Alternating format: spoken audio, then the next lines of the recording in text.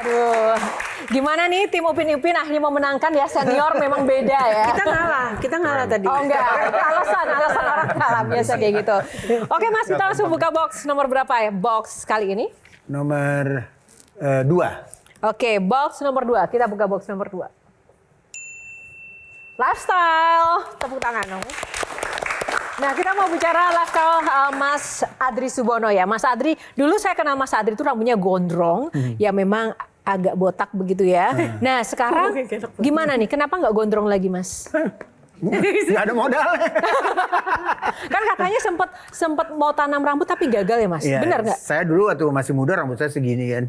Panjangnya sepanggul. Terus lama-lama rontok atasnya. Lalu pada tahun 96, waktu itu teknologi baru ada katanya untuk bisa menanam rambut kan. Jadi saya pergi ke Jerman. Di Jerman itu saya dioperasi katanya. Jadi saya dibius di sini dengan 15 kali suntikan di leher saya.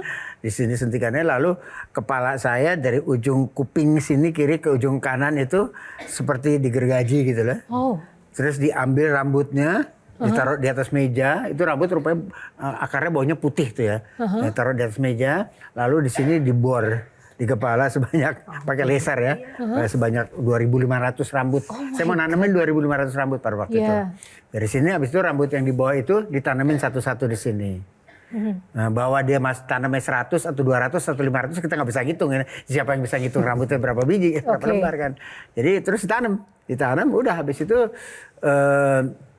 ya hasilnya pada waktu itu waktu saya pulang ke Indonesia tuh orang kayak abis luka tuh kan kayak borok gitu, kayak merah kan gitu ya. Saya terbang di pesawat tuh kepala saya rada-rada merah. Pada waktu itu zamannya AIDS kan, orang jadi agak menjauh sedikit dari saya.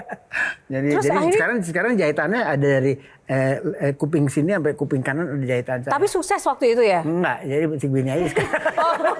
Jadinya kayak stroberi tuh.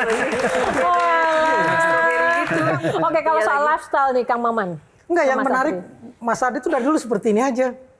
Tapi berhasil mendapatkan cinta perempuan tercantik di atas catwalk.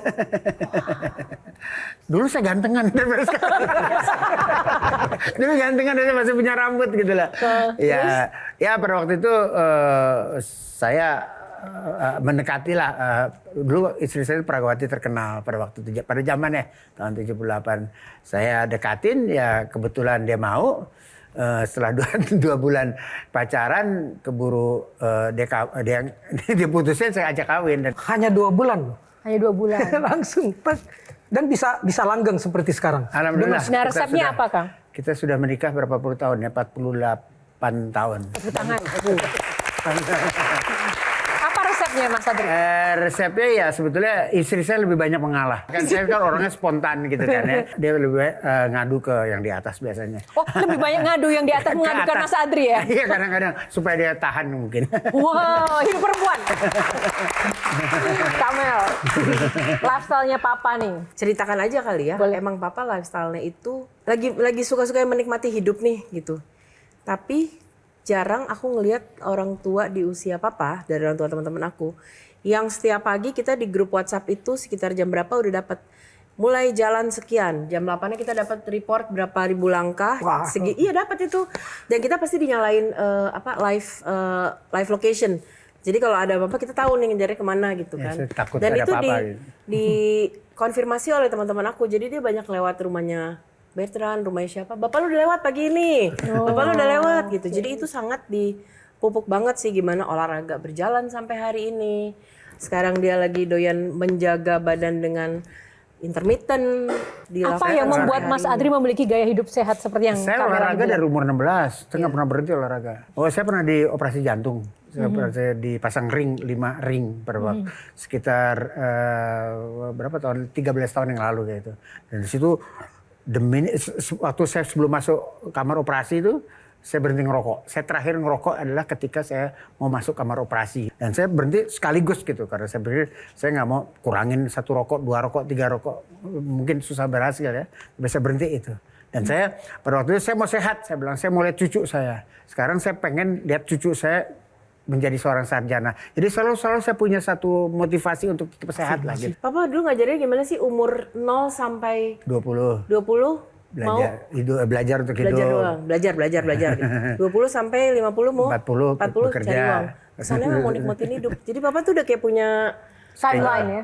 timeline. Kalau dari Mas Ibu Nah ini sendiri yang menarik apa? adalah justru kesehatan mentalnya. Kalau promotor itu kan ya biasa ya ada yang nggak laku, ada yang laku, deg-degan juga ini besok hujan atau gimana, tiket belum laku. Nah itu gimana sih Om Adri menjaga ya untuk terus stabil secara mental gitu? Karena ya itu pasti pasti down lah, mungkin nggak laku atau kayak rugi besar terus bangkit lagi. Nah itu gimana tuh Om? Ya kalau ada sesuatu yang terjadi di luar kita punya perkiraan, ya kita harus terima lah, nggak bisa ngelawan juga kan kadang-kadang ya.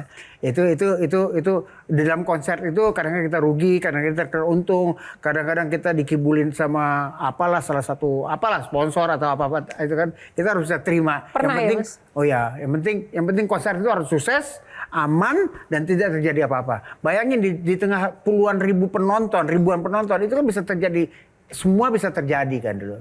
Bahkan ingat dulu tuh kalau saya bikin konser itu datang dulu kepolisian tuh nyariin pakai metal detector itu nyariin bom siapa tahu ada bom di tengah-tengah kursi-kursi penonton. Zaman dulu tuh lebih berat daripada sekarang kan nggak ada.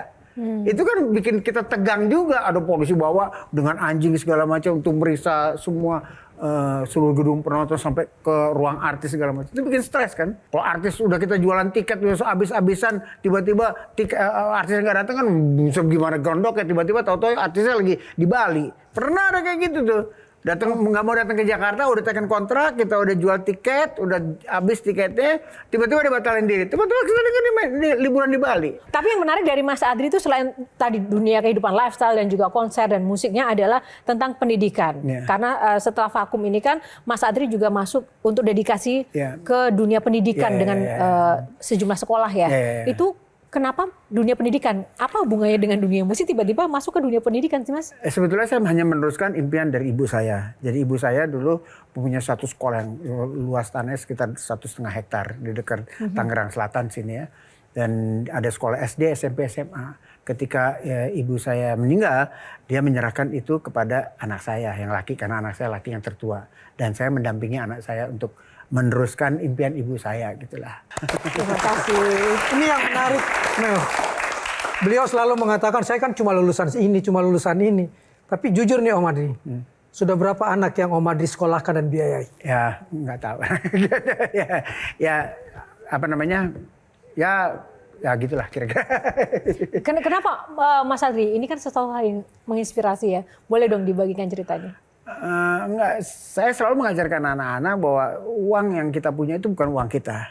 Saya pernah punya pengalaman buruk sekali. Ketika sekitar tahun 82, saya pulang dari Eropa, saya jalan sampai ke depan rumah, tiba-tiba ada pistol, klak-klak. Ditodong saya. Saya serahkan semuanya, apa yang saya punya, ada uang saya segala macam.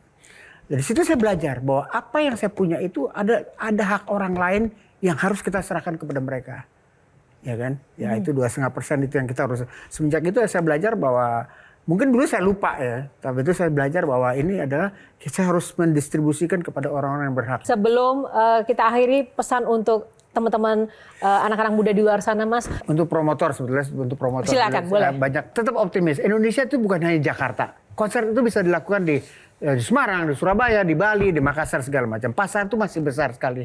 Jadi tetap fokus, berikan yang terbaik apa yang kalian bisa buat, dan antar promotor itu sebaiknya kita bisa berbicara sehingga tidak terjadinya perang harga. Itu kira-kira.